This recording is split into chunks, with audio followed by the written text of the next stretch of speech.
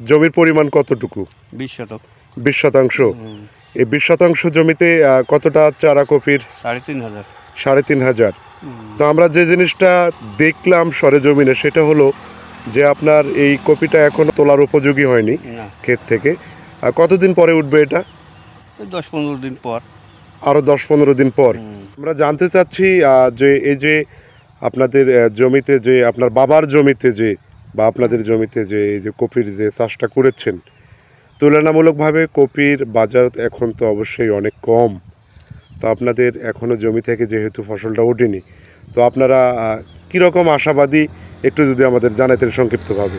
আমরা গতবারে লক্ষ্য করেছি যে মানে লেডে একটু বাজারটা ভালো হয়, এই কারণে একটু লেডে চাষ করছি। এবারও আশাবাদী যে হচ্ছে লেডে একটু টাকা পাওয়া যাবে। আচ্ছা আচ্ছা। কতদিন পরে এটা ওটার উপযোগী হবে? এটা ওটার উপযোগী এখন থেকে আরও হচ্ছে 15 দিনের মতো যাবে। 15 দিন। হ্যাঁ, আশা করা যায় 15 দিনে বাজারটা অনেক চাঙ্গা হতে পারে। হতে পারে।